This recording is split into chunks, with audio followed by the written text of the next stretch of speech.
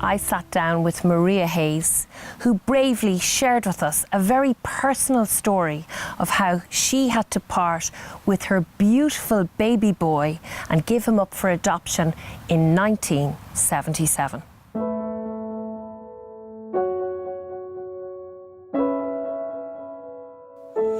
Marie, you have an incredible journey to tell us this evening.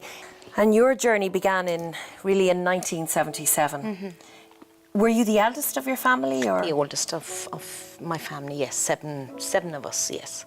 And your mother got a shock one day when she brought you to the doctor? Well, I was feeling sick over the Christmas, we'll say, of 76. And my mother, you know, a couple of months later, we decided, she was taking me to the doctor. And myself and the doctor were in the surgery together. And his examination, he says, Maria, you're pregnant, about 6 or 7 months. And I just couldn't believe what he was saying to me, because you're in denial. I probably knew and I didn't know until it was said to me. And I remember him calling my mother into the surgery and saying, your daughter is pregnant. And that's where my story started. I know my mother spoke with my father. They discussed whatever was the discussion took place. I didn't hear it. All I know was I was being put in the car and taken to Galway to live with a lady I had met maybe once because I played football, and I would have known this lady through the football association that we were involved in. Do you feel that your mother and father were very supportive at that time? It would have been, what would the neighbours think? You know, families back then lived... That's the way it was? Yes, it was. And my grandparents lived with us as well, so there was a big number in the house. My grandmother wouldn't have known about this, and you know, out of sight, out of mind was a thing. And the journey to Galway, I remember every bump and every corner on that route, and I've often taken it since, and the memories still hit me. So I remember making small talk in the back seat of the car to kind of lighten the mood that was happening between my parents, because there was no interaction. But I knew the uncomfortableness that was happening in the car as we were making the journey. And then arriving and meeting the lady whom I spent from April until July with, and really making it my home from there. And then you went into labour? I went into the hospital and I was induced. And I remember the doctor in question, you know, when he was inducing me and how painful it was, I remember letting him know how uncomfortable it was. And I remember his reply back to me saying, Mer, you didn't shout like this when you're having intercourse. And that has always stuck with me, those little things. So you don't forget these things. They stand out like you've just cut your finger. And were you on your own? On my own, yes, 70. I was. Nobody talked to you about it. And my son was born shortly after that. And was he, obviously he was just beautiful? I didn't get to see him until the day before I was to go home. I had walked down the stairs to that baby unit so many times, and the fear, it was like a pane of glass in front of me that was forcing me back every time I went to walk through the door. I could look through the window and try and figure out which one was my baby, but I actually didn't know.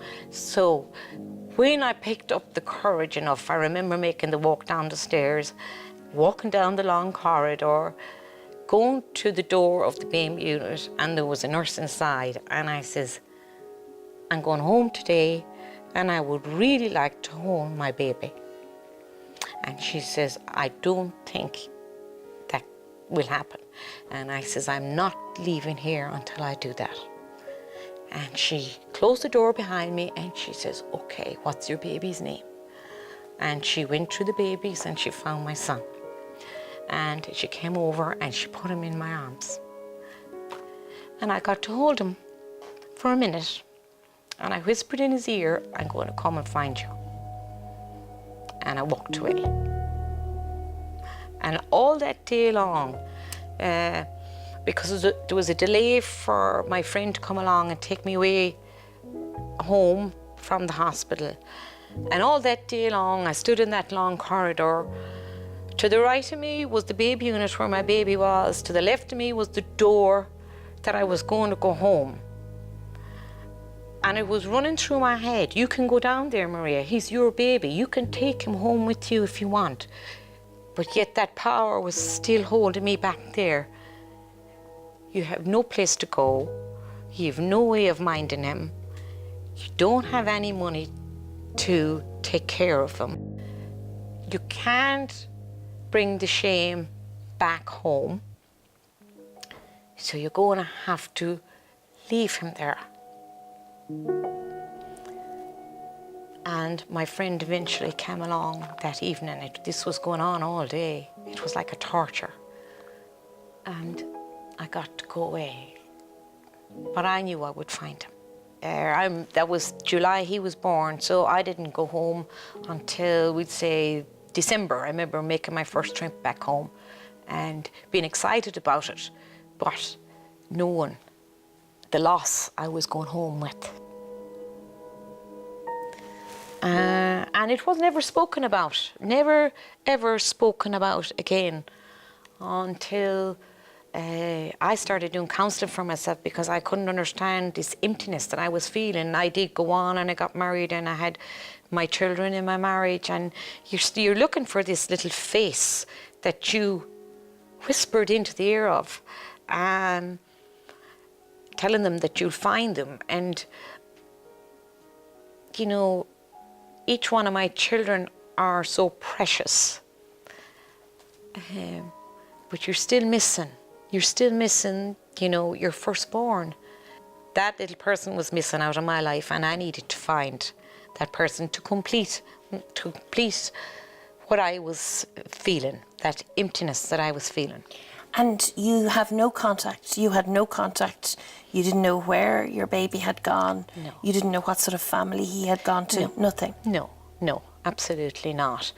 But you did find that gorgeous, beautiful baby. I did. And we were writing to each other at first, and then we agreed that we would have a meeting. And I remember how the impact that felt. I remember getting up that morning and you know, you're just, you don't know where you are. You know, you are numb because you don't know how this is going to come about, and you're thinking of everything that may happen and may not happen. And you know, the initial meeting was hugely powerful.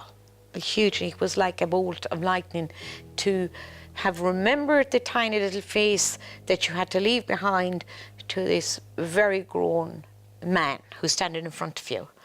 You know, the transition. So nobody prepares you for that. There is nothing to prepare you for that. And you have established a very good relationship with him now, haven't you? I do believe I have. It will never stop being built on, because to keep, you know, I feel myself personally that how long it will take to make up for the 19 years I hadn't been in this, you know, that we hadn't been in each other's lives. I will always feel guilty and hurt about not having been able to be his mother and be part of his life as he was growing up. I will mention that the couple who he was adopted to were the most amazing two people ever. I never had to pick up the phone and say I was coming. I could just ring the doorbell, arrive, I got a hug and a kiss. They showed me the photographs of when he was a small boy. They told me of the different things he got involved in, how he achieved in his childhood, and that was the most amazing part. He didn't have to be present. That was the relationship I had told myself I needed to have with the two people who brought my son up to a beautiful, beautiful person he is today. Well, it's a lovely story and it has a lovely ending. I mean, you've been on an incredible journey, but if there was somebody watching this evening who has that secret, who have walked around for 20, 30, maybe 40 years, what advice would you give them? Okay. I went and I searched for a group, somebody to tell my story to, that I would feel safe and comfortable in the environment of doing so. And I found this group, Danu. It started up 11 years ago. I think I came into the room in 07, 08, with a lot of anticipation, with a lot of questions. What if somebody there is going to recognize me? But you know what? We all had the same thing in common. We're all birth mothers. We all have this secret. It's all done very warmly, very confidential. Everything that's said in the room stays in the room. Honestly, become like me and you just want to get the message out there. Everybody's story, you will feel their journey. You don't have to speak when you first enter the room. If you just listen and go away with that, you're not impelled to come back. But we hope that the way it's all run, that you will feel comfortable enough to just sit and listen. If you feel to take part with just a little bit of your own story, feel as welcome as possible. And you know, when you start talking, when you first say, I am a birth mother, that's the starting point.